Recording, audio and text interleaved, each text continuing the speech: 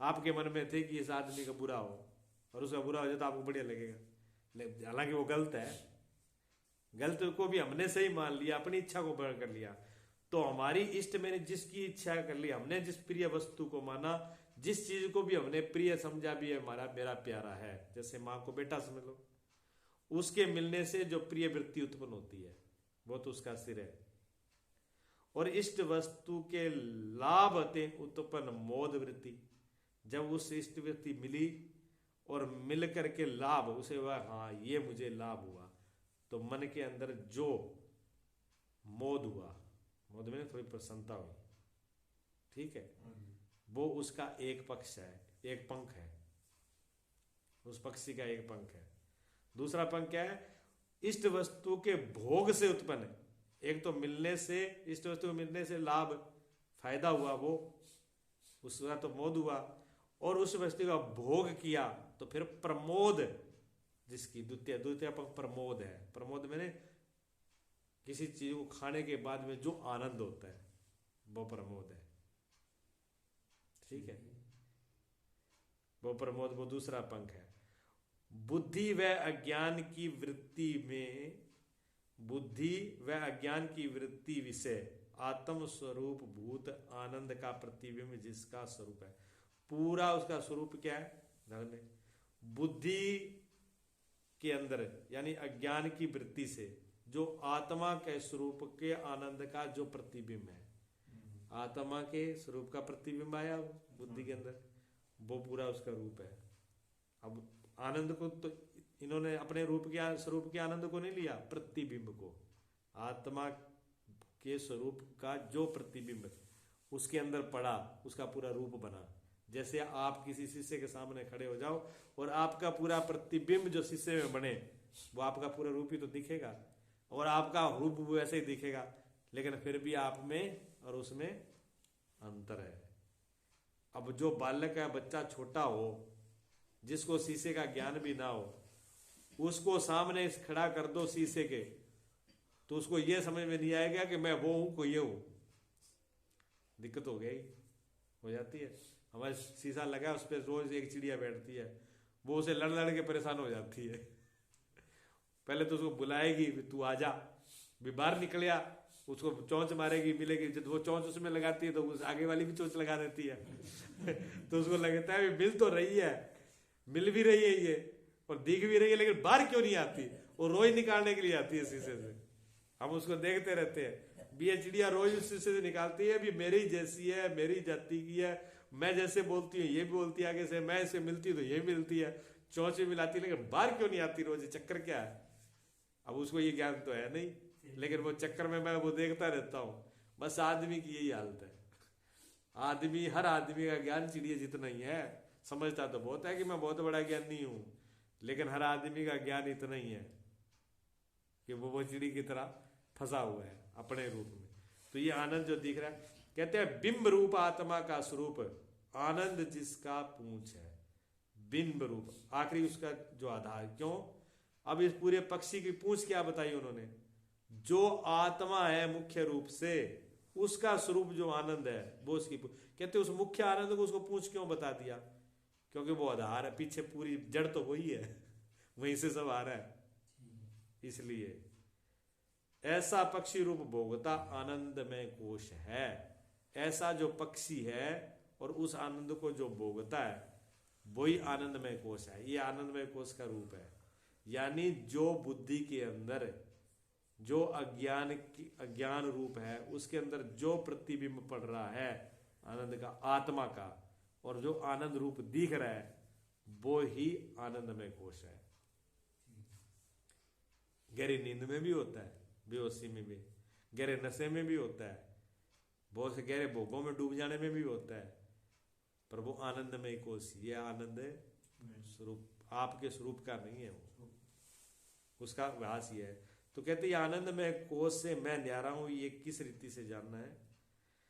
आनंदमय कोश बादल आदि पदार्थ की न्याय कदाचित होने वाला है या तो क्षणिक है। जैसे बादल हो गए और चले गए, कभी कभी होता है, कभी चला जाता है, यानी क्षण में आया क्षण में चला गया, कभी आया कभी गया। ये तो कभी आता जाता है, लेकिन मैं तो हमेशा ही रहता हूं।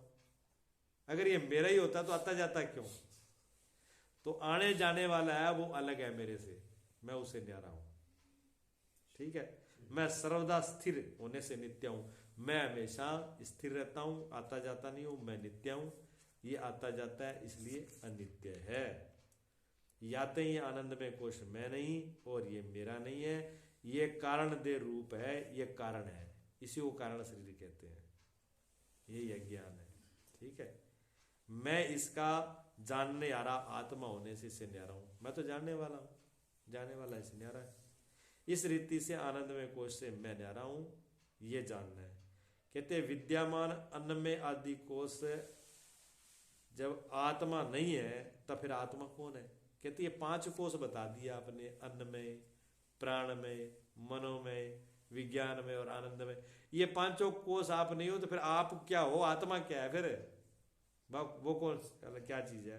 कहते हैं बुद्धि आदि विषय प्रतिबिंब रूप करके स्थित, बुद्धि आदि विषय प्रतिबिंब रूप करके स्थित और प्रिय आदि शब्दों से कहिए है।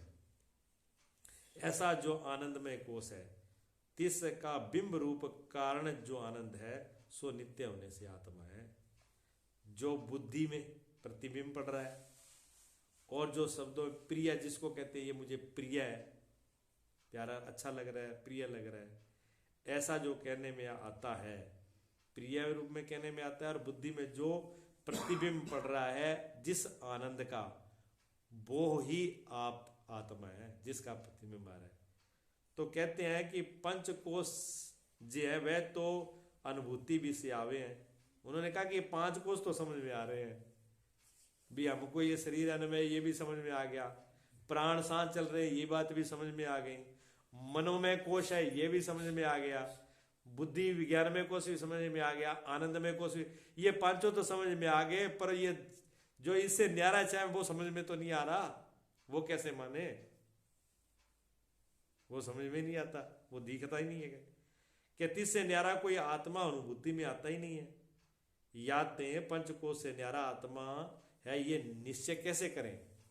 तो कहते हैं यद्यपि 5 कोश ही अनुभव में आवे हैं, 5 कोश अनुभव में आते हैं, इनसे न्यारा कोई आत्मा अनुभव विषय आता नहीं है, और इनसे न्यारा कोई आता नहीं अनुभव में। ये वार्ता सत्य है, ये बात आपकी ठीक है, इतनी बात हम मानते हैं। तथापि फिर भी क्या है? जिस अनुभव से 5 कोश जाने हैं, तिस अनुभव को कौन निवारण करेगा? पर जिससे ये 5 कोश जाने जा रहे हैं उसको कौन देखा? यानी इस प्रकाश से तो, सूर्यों के प्रकाश से तो सबको देख रहे हैं, ये सूर्य तो सबको दिखा रहा है, लेकिन सूर्यों को कौन दिखाएगा? ठीक, सूर्यों को कौन दिखाए? दीपक से, बल्ब से, ये बल्ब है, बल्ब हम सबको प्रकाश रहा है, तो बल्ब को किससे देखेंगे? बल्ब को देखने के लिए दूसरे बल्ब की जरूरत नहीं है, बल्ब का स्वयं का प्रकाश ही दिखा देगा भी वो है। बल्ब, दीपक को देखने दूसरे दीपक की जरूरत नहीं है, दीपक का प्रकाश ही स्वयं का, जिस प्रकाश से दूसरे को देखा जा रहा है वो स्वयं का प्रकाश ही अपने को बता देता है। जो ज्ञान दूसरे का ज्ञान करा रहा है वो ज्ञान अपना होना भी तो बता रहा है कि मैं हूं।